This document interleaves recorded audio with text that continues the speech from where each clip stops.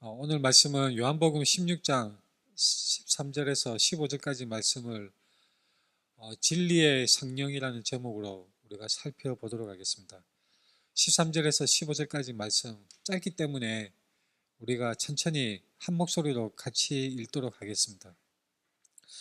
그러나 진리의 성령이 오시면 그가 너희를 모든 진리 가운데로 인도하시리니 그가 스스로 말하지 않고 오직 들은 것을 말하며 장래의 일을 너희에게 알리시리라.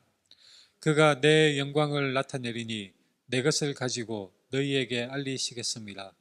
무릇 아버지께 있는 것은 다 내 것이라. 그러므로 내가 말하기를 그가 내 것을 가지고 너희에게 알리시리라 하였노라. 아멘.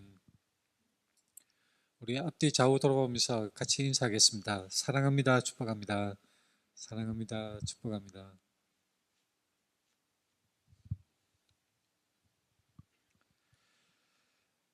제가 신대원에서 요한복음에 대해서 배우는 과목이 있었는데 초반에 교수님이 쪽지 시험을 쳤습니다. 그 중에 시험 문제가 어떤 것이었냐면 이런 것이었습니다. 요한복음을 기록한 사람이 누구인가? 요한복음을 기록한 사람이 누구인가? 순간 저는 너무나 쉬운 문제다. 사도 요한 그렇게 쓸까 하다가 아니다. 현대 신학자들이 추정하는 요한 공동체 아니면 요한 장로 여러 가지 학설을 그렇게 쓸까 고민을 하다가 정통적인 우리 교회에 인정하는 저자 사도 요한이라고 그렇게 답을 썼습니다. 그랬더니 교수님이 틀렸다고 채점을 하셨거든요. 왜냐하면 요한복음 21장에 보면 요한복음의 저자가 누구인지 밝히는 말씀이 있습니다. 베드로가 부활하신 예수님을 만나고 이제 여러 가지 일들에 대해서 대화하는 가운데 그 베드로가 돌이켜서 예수께서 사랑하시는 그 제자가 따르는 것을 보고 그 사람이 이제 장래는 어떻게 되겠습니까? 베드로는 순교할 것을 그렇게 알게 되었는데 이 예수께서 사랑하시는 그 제자 우리가 추정하건대 당연히 사도 요한이죠. 그 사람이 어떻게 될 것입니까? 예수님께 물었습니다. 그때 예수님이 대답하시기를 내가 올 때까지 그를 머물게 하고 살지라도 네가 무슨 상관이냐? 너는 나를 따르라. 그렇게 말씀하시는 장면이 요한복음 21장에 나옵니다. 근데 요한복음 21장 24절에 그 일 직후에 어떻게 기록되냐면 이 일들을 증언하고 이 일들을 기록한 제자가 이 사람이라. 우리는 그의 증언이 참된 줄 아노라. 그래서 요한복음에서 말씀하는 이 요한복음의 제자는 바로 정답은 예수께서 사랑하시는 그 제자, 바로 요한복음의 말씀을 그대로 인용해서 답을 해야 하는 것이었습니다. 저는 망치로 얻어맞는 기분이었습니다. 왜냐하면 우리가 추정해서 마음대로 이렇게 얘기하고 함부로 이렇게 예측해서 얘기하는 경우가 너무나 많은데 우리 믿음의 가장 기준, 가장 중요한 근본 그것은 바로 성경 말씀이고 성경 말씀의 그 하나하나 단어가 어떤 뜻인지를 세밀하게 되짚어서 연구해야 하는 것이 바로 우리 모든 사람들의 의무이고 당연한 자세인 것입니다. 우리의 믿음의 기준은 성경 말씀입니다. 애매한 느낌이나 환상 또는 꿈이나 음성 그런 느낌에 근거한 체험에 근거한 그런 신앙이 아니라 분명하게 나타나고 기록되어진 성경 말씀 이것이 바로 우리 믿음의 기준이고 근본인 것입니다. 오늘 설교는 성령님에 대해서 살펴보는 내용입니다. 너무 중요합니다. 제가 매번 설교 말씀 때마다 중요하다고 강조를 하지만 오늘 말씀은 너무 중요합니다.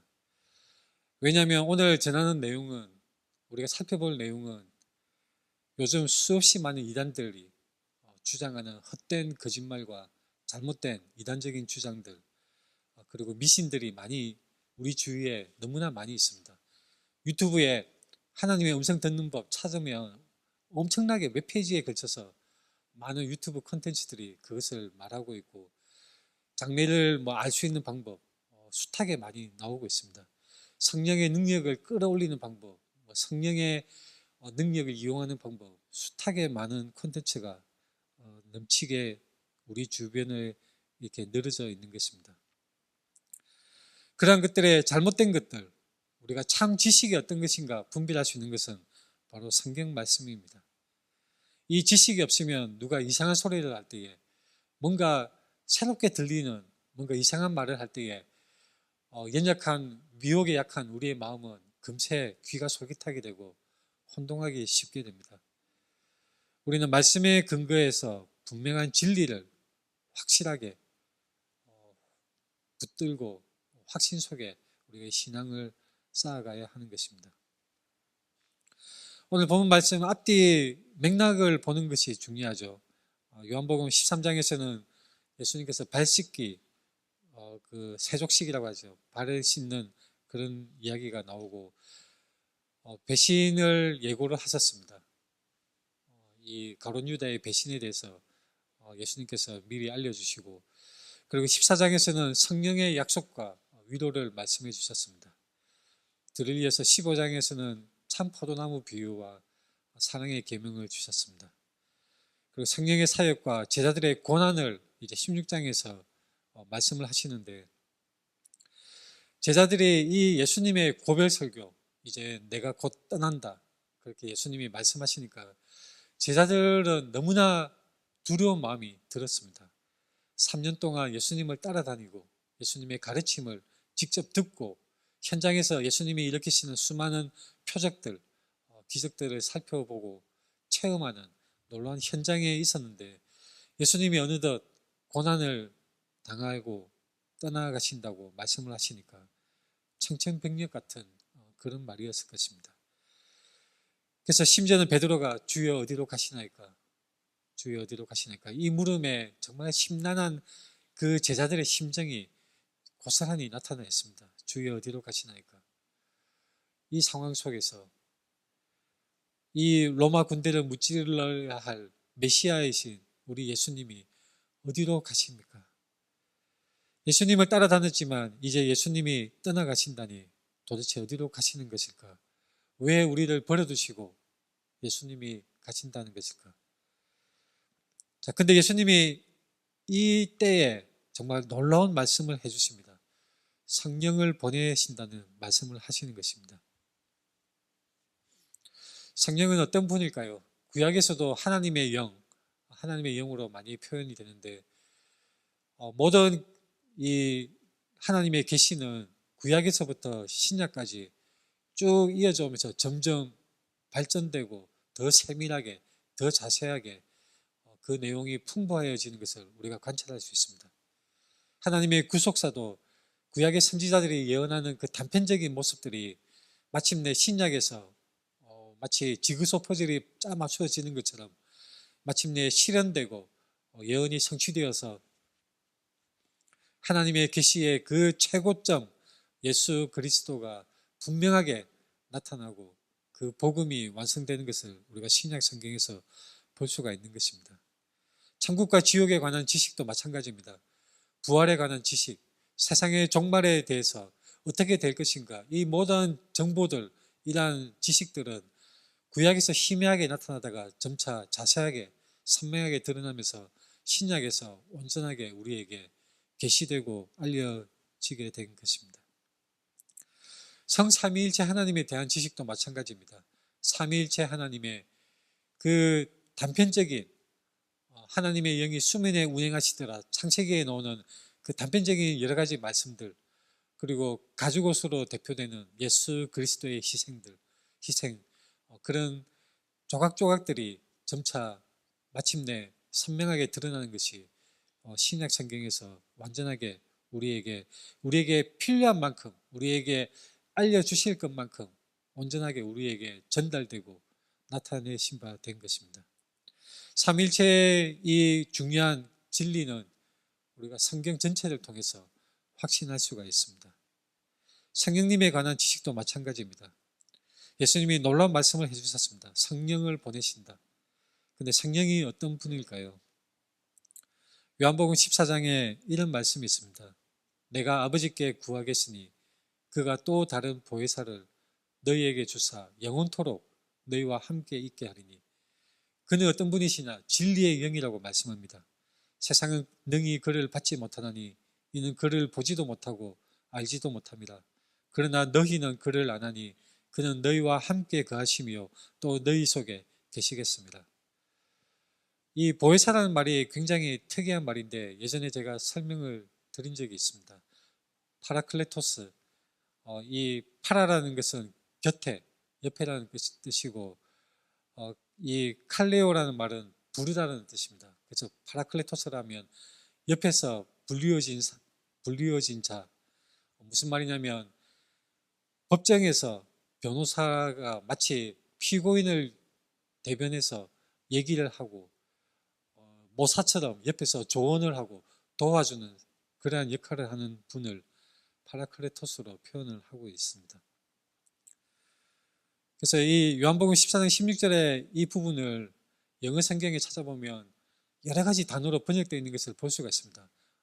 컴포터, 우리를 평안하게 하는 분, 변호사, 또는 가이드, 안내해 주는 분, 카운셀러, 또한 이 헬퍼, 도와주는 분, 여러 가지 단어로 번역이 되어져 있습니다. 이런 단어들의 의미가 이 파라클레토스 속에 들어가 있습니다. 그래서 바로 성령님은 우리의 보혜사에 있습니다. 파라클레토스, 우리의 곁에서 우리를 조언하시고 우리에게 평안케 하시고 도와주시고 또한 인도하여 주시고 함께 하시는 그런 곁에 부름받은 자라는 파라클레토스가 보혜사가 바로 성령 하나님이신 것입니다. 근데 16절에 또 다른 보혜사라는 표현이 있죠. 그래서 보혜사가 또 있습니다. 누구입니까? 바로 예수 그리스도입니다. 왜냐하면 분명하게 성경에서 예수 그리스도가 보혜사라고 말씀하고 있는데 요한일서 2장 1절에 그렇게 말씀하고 있습니다. 근데 우리말 성경에는 대언자라고 표현이 되어 있는데 이 원어가 파라클레토스 똑같습니다. 보혜사 그 단어입니다. 나의 자녀들아 내가 이것을 너희에게 쓰면 너희로 죄를 범하지 않게 하려 함이라. 만일 누가 죄를 범하여도 아버지 앞에서 우리에게 대언자 파라클레토스 우리의 옆에서 우리를 위해서 변호해 주시는 변호사 도움을 주시는 분 우리에게 평안을 주시는 분 우리를 인도하시는 분 우리의 대언자 에드보케이트 파라클레토스가 바로 예수 그리스도에 있습니다. 의로우신 예수 그리스도 우리 주 예수 그리스도가 바로 보혜사이시고 또 다른 보혜사 성령 하나님도 우리의 보혜사이신 것입니다. 하나님 아버지 앞에서 우리에게 대언자로 우리 예수님이 우리를 위해서 변호해 주시고 또한 성령 하나님께서 우리의 곁에서 우리를 인도하시고 우리와 함께 하시고 우리를 지켜주시고 도와주시는 것입니다. 이것은 굉장히 중요한 말씀입니다. 우리는 결코 세상에 마치 어떤 고매한 사상을 따르는 어떤 집단, 무슨 피타고라스를 따르는 그 수학자 집단처럼 어떤 고매한 차원이 높은 어떤 지식을 따르는 그런 종교 단체의 그런 것으로 생각하면 안 됩니다. 우리는 직접적으로 하나님이 성령 하나님께서 우리 속에 거하시고 우리와 함께하여 주시고 우리를 인도하여 주시는 것입니다. 우리는 고아와 같이 세상에 내버려진 것이 아니라 성령 하나님께서 우리와 함께하여 주십니다. 성령 하나님께서 우리 속에 거하시고 우리와 함께하여 주시고 우리를 인도하시며 우리를 도와주시는 것입니다. 요한복음 오늘 본문 말씀에 그러나 진리의 성령이 오시면 그가 너희를 모든 진리 가운데로 인도하시리니 진리의 성령이 오시면 진리의 성령 여기서 오늘 본문 말씀에는 진리의 성령이라고 이렇게 표현이 되어져 있습니다. 번역이 되어져 있습니다. 근데 헬라어 원문에서는 마찬가지 진리의 영입니다. 요한복음 14장 17절과 똑같은 표현입니다. 진리의 영. 진리의 영은 바로 성령님을 가리키는 것입니다.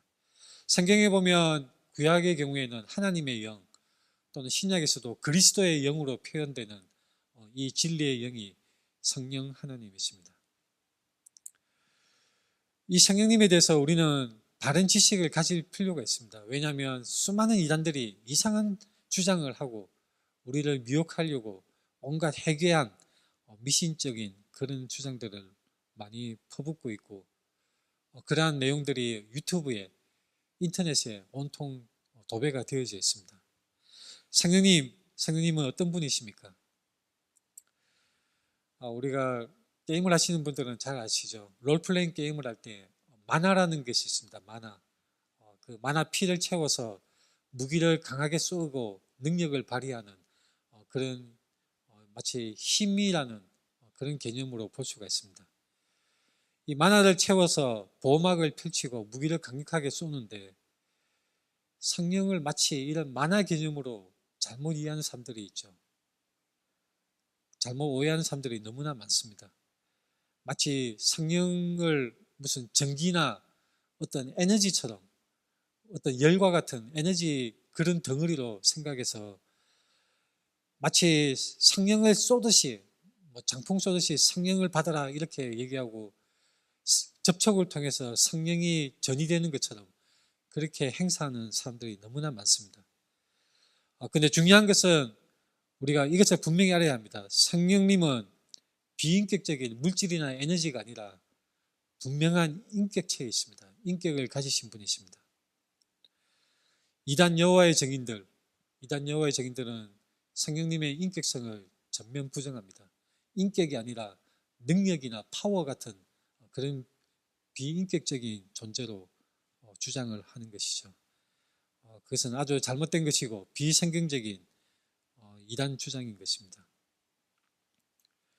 성령 받으라면서 그렇게 마치 전기차 충전하듯이 무슨 물건 던지듯이 그렇게 하는 것은 굉장히 제가 보기에는 굉장히 참남한 행위입니다. 성령이 공급되고 전이되는 그런 물질적인 것으로 마치 에너지 덩어리처럼 그렇게 취급하는 것은 굉장히 잘못된 행위입니다. 우리는 하나님을 믿습니다. 성삼위 하나님을 믿습니다. 성삼위일체 하나님은 한 분이십니다. 우리 주도 한 분이십니다. 근데 성부, 성자, 성령 세 위격으로 계십니다. 성부 하나님은 성자 하나님을 영원히 낳으시고, 성령은 성부 하나님과 성자 하나님에게서 영원히 나오시는 것입니다. 성부 하나님과 성자 하나님이 세상에 성령을 보내셨습니다. 자, 이것은 우리 기독교, 정통 기독교가 핵심 기독교의 진리로 인정하는 삼위일체 교리입니다. 성령님은 인격을 가지고 계신 분이십니다. 성경에 아주 많은 증거들이 있지만 구체적으로 에베소서 4장 30절에 하나님의 성령을 근심하게 하지 말라. 그 안에서 너희가 구원의 날까지 인치심을 받았느니라. 우리가 잘못 하나님의 뜻에 거슬러서 잘못 행할 때에 성령님께서 근심하시는 것입니다. 어떤 존재가 근심할 수 있습니까? 전기나 에너지 같은 번개 같은 그런 에너지가 근심하겠습니까? 전혀 아닙니다. 성령님이 바로 인격적이신 존재로서 우리를 사랑하시고 우리를 위해서 근심하여 주시고 또 말할 수 없는 탄식으로 우리를 위해서 아버지 하나님께 간구하시는 분이 우리 성령 하나님이십니다. 또한 마음을 살피신 이가 성령의 생각을 하시나니 이는 성령이 하나님의 뜻대로 성도를 위하여 간구하심이니라. 바로 인격적인 존재입니다. 성령 하나님은 인격체이시고 우리를 위해서 간구하여 주시는 그런 존재이십니다. 성령님에 대해서 이것을 우리는 분명하게 알고 있어야 합니다. 그래서 마치 성령을 무슨 딜을 하듯이 주거니 받거니 하고 그런 물질적인 에너지 같은 충전시키는 그런 것으로 함부로 말해서는 안 될 것입니다. 성령님은 어떤 분이십니까? 오늘 본문 말씀에 나타난 이 중요한 사실을 우리가 정리해 보겠습니다. 성령님은 진리의 영이십니다. 보혜사 성령님, 이 성령 하나님은 진리의 영으로 그리스도의 삶과 사역을 우리 안에 증거하여 주시는 분입니다. 성령이 확증하는 진리란 무엇일까요? 단순히 1+1은 2다. 자, 이런 단순한 그런 것이 아니라 중요한 가장 궁극적인 진리, 무엇보다 가장 근원적인 진리, 그것은 바로 예수 그리스도입니다. 예수 그리스도가 가장 궁극적인 진리이고 바로 하나님을 나타내시는 것입니다. 예수 그리스도가 진리입니다. 내가 길이요 진리요 생명이니 나로 말미암지 않고는 아버지께 이를 자가 없느니라. 예수님이 분명하게 자신이 진리라고 말씀을 하셨습니다. 성령님은 바로 이 예수 그리스도를 증거하는 분이십니다. 예수 그리스도의 삶과 예수 그리스도의 그 말씀들을 참된 것을 증거하고 우리에게 알게 하여 주시고 우리를 인도하여 주시는 것입니다. 복음은 진리입니다. 복음은 진리입니다. 예수님이 2000년 전에 사람의 육신을 입고 이 세상에 오셔서 참 하나님이시고 참 사람으로서 우리 죄를 위해서 2000년 전에 오셔서 십자가에서 죽으셔서 다시 부활하셨다는 이 복음의 사실, 이것은 단순히 소설로 꾸며낸 얘기가 아니라 허구적인 그런 얘기가 아니라 역사 속에 분명히 일어났던 사건이고 정말로 참된 진리로 있었던 사실인 것입니다. 이건 너무나 중요하죠. 이것은 참 신자와 거짓 신자를 분리하는 갈림길입니다. 예수 그리스도가 정말로 나의 죄를 위해서 죽으셨는가? 십자가에서 죽으셨고 또한 3일 만에 부활하셨는가? 이것을 그대로 역사적인 사실로 믿고 나의 하나님, 나의 주로 믿고 영접하는 자, 그 사람이 참된 신자이고, 그렇진 않습니다. 예수님은 그저 혁명의 아이콘이고 민중을 개혁하는 분이었고 좋은 도덕적 가르침을 펴는 분이었지요. 나하고는 그렇게 상관이 없습니다. 자, 이렇게 말하는 사람은 결코 교회에 아무리 수십 년 동안 다니고 교회에서 아무리 많은 직분을 맡고 심지어는 목회자가 될지라도 그러한 사람은 결코 그리스도인이 아닙니다. 누가 그리스도인입니까? 여러분 자신이 잘 알고 있습니다. 여러분이 예수 그리스도를 믿고 있습니까? 그리스도를 정정으로 여러분의 주님으로 영접하고 믿고 있습니까? 여러분 자신이 그걸 알고 있습니다. 결코 속이지 마십시오. 여러분 자신을 속이지 마십시오.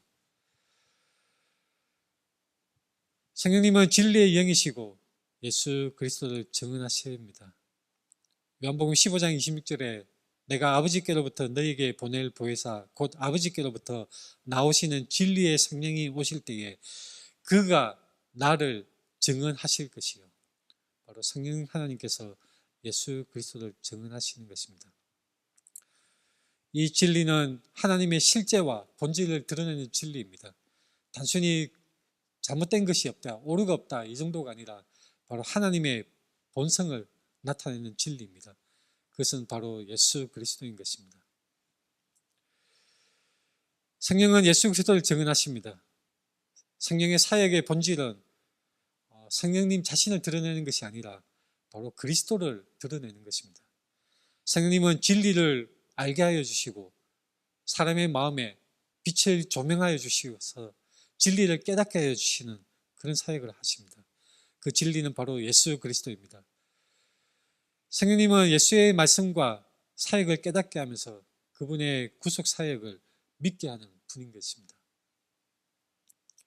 성령님이 바로 진리를 알게 하여 주십니다.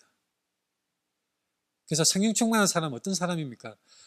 어떤 사람은 성령 충만이 마치 초자연적인 슈퍼맨 같은 그런 초자연적인 능력을 받는 것을 성령 충만한 것이라고 생각하고 착각하는 사람들이 있습니다. 이를테면 막 병을 낫게 한다는 소위 말하는 치유 사역자, 귀신을 쫓아내는 축사 사역자, 수많은 사역자들이 활동을 하고 있고 많은 사람들이 유튜브에서 동영상이 올라가 있죠. 그런데 그런 사람들을 가만히 관찰해 보십시오. 그 사람들이 무엇을 드러내는가? 결국은 대다수는 자기 자신을 드러낼 뿐입니다. 자기는 특별한 존재야. 나는 하나님의 능력을 받은 특별한 존재야. 당신들은 나에게 다 경외함을 가져 그리고 헌금을 나에게 갖다 바쳐 이런 식으로 사역을 하는 사람들이 너무나 많습니다. 참으로 성령의 사역을 한다면 정말로 성령의 사역자일진데 바로 예수 그리스도를 드러내고 높이고 증거하는 사역이 되어야 하는 것입니다. 성령님은 진리의 영이시고 예수 그리스도를 증거하는 분이십니다. 성령님이 인도하시는 사역자라면 반드시 예수 그리스도를 증거하고 그분을 높이고 그분의 영광을 나타내는 것입니다. 성령님은 어떤 분이십니까? 우리를 모든 진리 가운데로 인도하여 주시는 분이십니다. 우리 가운데 거하시고 우리를 인도하여 주십니다. 근데 이 인도하는 방법이 어떤 방법이 있을까요? 바로 말씀을 통해서, 성경을 통해서 우리를 인도하여 주십니다. 성령님의 그 감동으로 기록되어진 말씀, 그것이 성경 말씀이죠. 그 말씀을 통해서 우리를 인도하여 주시는데 결코 말씀과 성령은 분리되지 않습니다. 상반되지 않는 것입니다. 서로 반대되지 않습니다. 모순되지 않습니다. 충돌하지 않습니다. 만약에 어떤 성령의 사역이라고 주장하는 것이 성경에 기록된 내용과 충돌을 한다면 그것은 잘못됐다는 것입니다. 분명한 기준이 성경 말씀이죠. 구체적인 상황 속에서 우리는 말씀을 적용하고 말씀이 의미하는 바 그 맥락을 이해하고 하나님의 뜻이 어떤 것인지 온전히 분별하여서 우리는 비록 성경이 기록되지 아니한 상황 속에서도 하나님의 뜻대로 최선을 다해서 판단하고 분별할 그런 책임이 있습니다. 예를 들면 주식을 사야 되느냐 팔아야 되느냐 뭐 집을 사고 파느냐 자 이런 차원을 떠나서 어떤 도덕적인 판단이 필요한 경우가 있죠. 내가 회사에서 어떤 비리를 보았는데 이것을 까발려서 고발을 할 것인가 아니면 그 속에 일원으로서 동참해서 같이 행동할 것인가. 어떤 불법적인 일이 벌어지는데 그 속에서 같이 일원으로서 동참해서 적극적으로 할 것인가 아니면 박차고 나올 것인가. 여러 가지 상황 속에서 또한 우리는 헷갈리는 상황이 있을 수 있습니다. 어떤 것이 선한 것인가 혼동스러운 상황이 충분히 복잡한 우리의 인생 속에서 벌어질 수 있습니다. 그러한 속에서도 우리는 성령님의 인도하심을 사모하며 말씀을 묵상하고 하나님께서 나타내시는 하나님의 성품 말씀 속에 충분히 계시되어 있습니다. 그 하나님의 성품을 묵상하고 기도하는 가운데 우리는 바른 판단을 내릴 수가 있는 것입니다. 성령님은 우리의 양심과 내적인 감동을 통해서 인도하여 주십니다.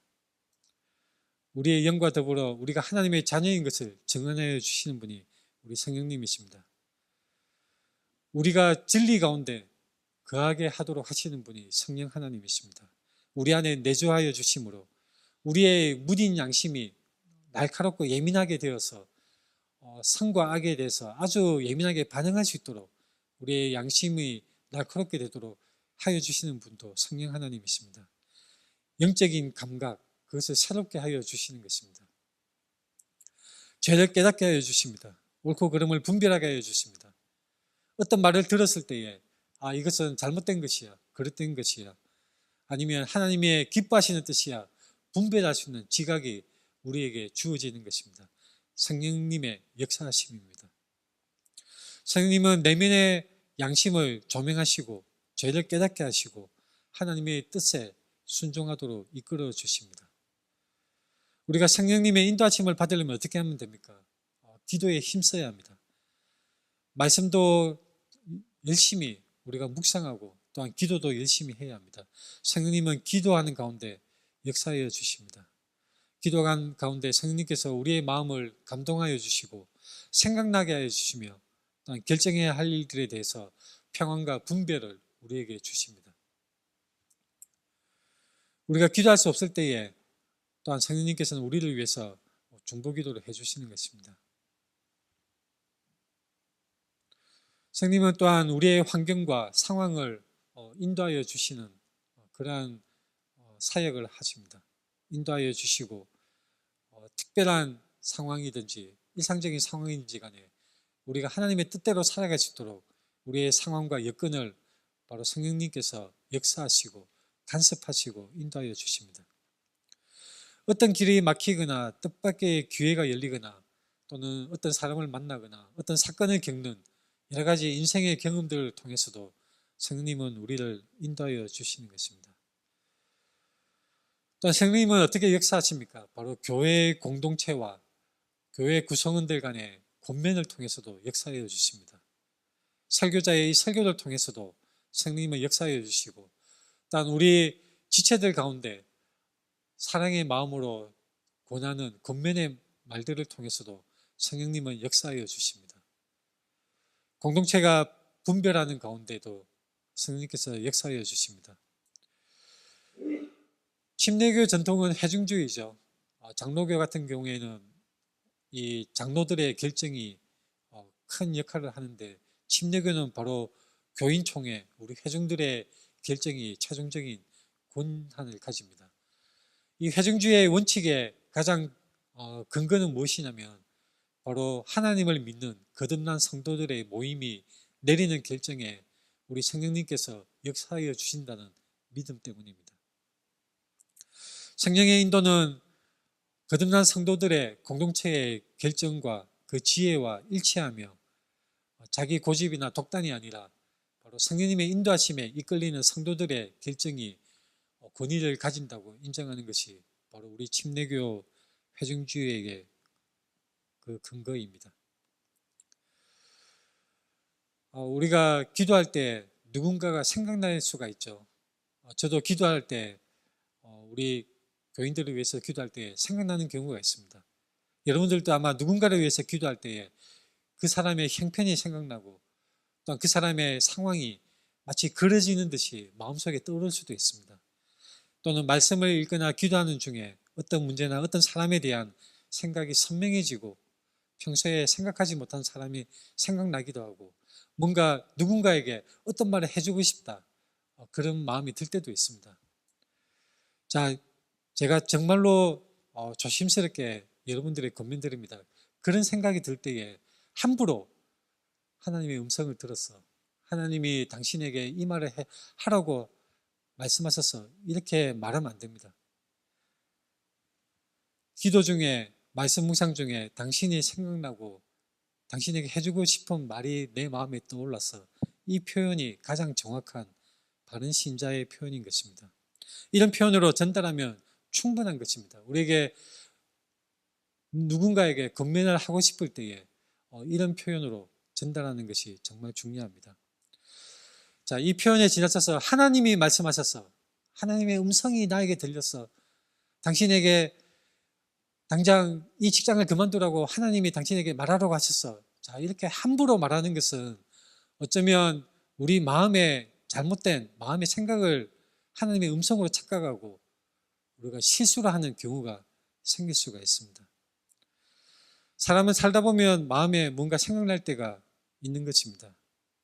중요한 것은 어떤 생각이 날 때 그 생각이 하나님의 말씀에 부합한지 그렇지 아니한지 면밀하게 온 마음을 다해서 살피고 그 말씀에 부합된다고 판단이 되면 하나님의 말씀을 들었다 남에게 자랑하거나 남에게 드러내며 자신을 높이는 것이 아니라 겸손히 자기 자신을 낮추고 온전히 순종하고 실행에 옮기는 것이 중요한 것입니다. 마태복음 5장에 보면 이런 말씀이 있죠. 예물을 제단에 드리려다가 거기서 내 형제에게 원망 드릴 만한 일이 있는 것이 생각나거든. 자, 생각나게 하시는 것은 성령님의 사역일 수 있습니다. 또는 순전히 그 사람의 어떤 마음속에 작용일 수도 있는 것이죠. 자, 중요한 것은 무엇이냐? 하나님이 나에게 생각하게 하셨어. 하나님이 나에게 말씀하셔서 자, 그렇게 나가게 되면 자기 자신을 높이게 되는 잘못된 그랬던 길로 들어서기가 일수입니다. 자, 중요한 것은 5장 24절 말씀처럼, 마태복음 5장 24절 말씀처럼 예물을 제단 앞에 두고 먼저 가서 형제와 화목하고 그 후에 와서 예물을 드리라. 바로 그 깨달은 당연히 행해야 될 일, 그것을 실행에 옮기는 것이 중요한 것입니다. 성령님은 또한 어떤 분이십니까? 스스로 말하지 않고 오직 들은 것을 말하시는 분이십니다. 성령의 역사하심은 소위 직접 계시를 받는다는 직통 계시, 수많은 사람들이 그런 주장을 하고 있습니다. 오늘도 나에게 하나님이 말씀하셔서 3년 뒤에 남북 전쟁이 일어날 거야. 온갖 헛소리들이 유튜브에 난무하고 있습니다. 성령의 역사하심은 결코 새로운 계시, 그걸 주시는 것이 아니라 예수 그리스도의 말씀을 증거하고 드러내는 것입니다. 오직 들은 것을 말하시는 분이십니다. 계시가 개인에게 주어짐으로 모든 진리를 알게 된다는 사람들의 주장, 이것은 새빨간 거짓이고 이단적인 주장입니다. 많은 능력을 행하는 사역자들이 어디서 넘어지느냐? 여기서 넘어집니다. 지금 동안 2000년 동안 교회 역사 속에 교회가 알지 못했던 새로운 비밀을 성령님이 나에게 들려주셨어. 자, 여기에 수많은 사역자들, 능력의 사역자들이 넘어지고 시험에 들고 결국은 이단이 되고 마는 것입니다. 우리도 조심해야 합니다. 우리가 뭔가 내 자신의 신앙이 뭔가 성장하고 하나님의 말씀을 잘 알고 뭔가 성령님께서 나를 붙들어 사용하시고 능력이 나타난다고 느껴질 때에 우리는 통회하고 겸손한 마음으로 하나님 앞에 반드시 엎드려야 합니다. 하나님, 오직 예수 그리스도만이 높아지게 하옵소서. 나를 감추어 주시고 예수 그리스도만이 드러나기를 원합니다. 이 마음가짐이 너무나 중요합니다. 이것을 잊어버리게 되면 자기 자신을 높이고 자기를 우상으로 삼아서 결국은 망하는 길로 가고 마는 것입니다. 전에도 말씀드렸다시피 나귀가 예수님을 등에 태우고 사람들 앞에 서 있을 때에 사람들이 환호성을 지르죠. 호산나 다윗의 자손 예수, 하늘의 영광, 땅에는 평화. 막 예수님을 찬양할 때에 나귀가 어깨가 들썩합니다. 사람들이 나를 보고 찬양을 하는구나. 나는 대단한 존재야. 자, 나귀를 보고 사람들이 찬양하는 것은 아니죠. 그렇게 우쭐대는 나귀는 몽둥이에 맞아야 합니다.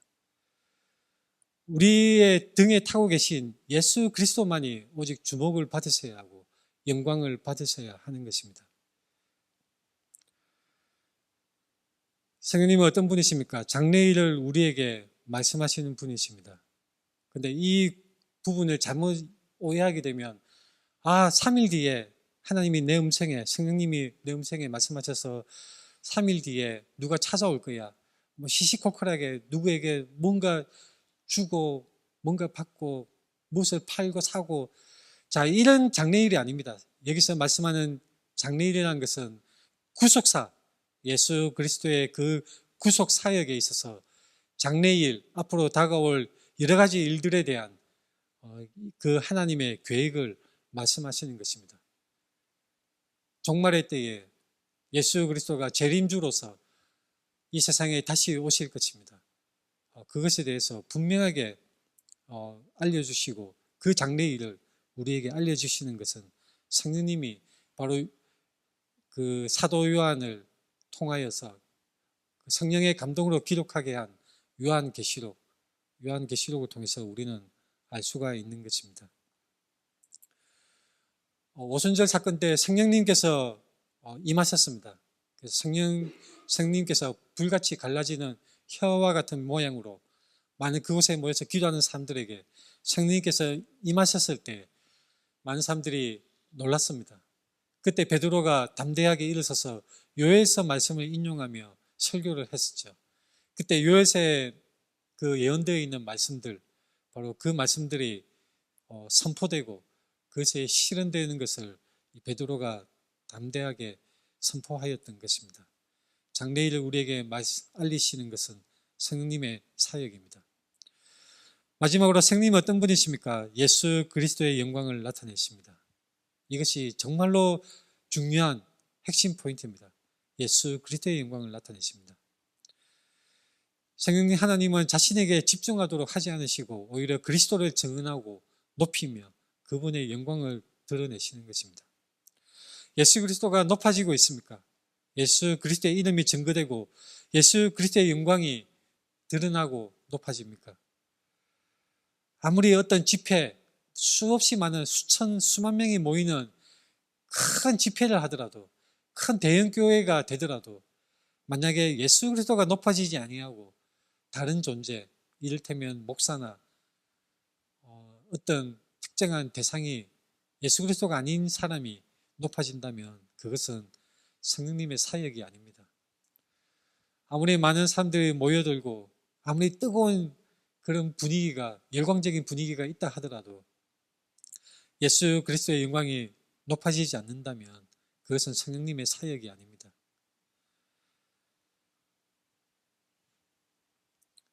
우리가 어떤 집회나 어떤 집단이나 어떤 현상을 볼 때에 정말로 이것이 성령님의 사역인가 그 판단할 수 있는 핵심적인 구분 기준이 바로 이것입니다. 예수 그리스도의 영광을 나타내는가, 그리고 그리스도의 말씀을 증거하고 또한 그 말씀으로 인해서 사람의 영혼이 변화되는가, 그것이 중요한 분기점인 것입니다.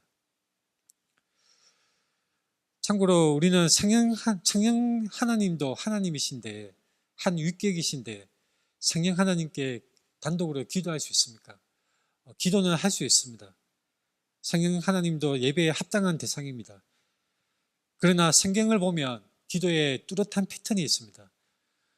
성부 하나님께 기도하는 것입니다. 또한 그리스도께, 예수 그리스도께 드리는 기도도 나옵니다. 그러나 여러 가지 성경의 전체적인 맥락을 살펴보았을 때 바로 우리의 기도의 궁극적인 대상은 성부 하나님이십니다. 우리의 기도의 대상은 바로 하나님께, 아버지 하나님께 기도를 드리고 성삼위일체 하나님께 기도드리는 방법은 성령 안에서 예수 그리스도를 통하여 아버지 하나님께 기도하는 것이 성경 전체에서 우리에게 알려주시는 기도의 패턴이고 바른 정식적인 방법입니다. 우리의 삶은 예수 그리스도의 영광을 나타내고 있습니까? 성령님께서 우리 각자의 마음속에 또한 우리 믿음의 공동체 이 희망찬 교회에 성령님께서 임하시고 있는데 우리의 삶 속에서 예수 그리스도의 영광이 드러나고 있습니까? 예수 그리스도의 복음이 증거되고 그분의 말씀이 나타나고 우리가 그분의 증인으로 살아가고 있습니까? 우리는 돌아봐야 하는 것입니다. 성령님께 이끌리는 인생이라면 그 사람의 인생에서 예수 그리스도가 드러납니다. 그 사람의 생각과 말과 행동 속에 그리스도의 향기가 드러나게 됩니다. 그리스도의 인격이 드러나게 됩니다.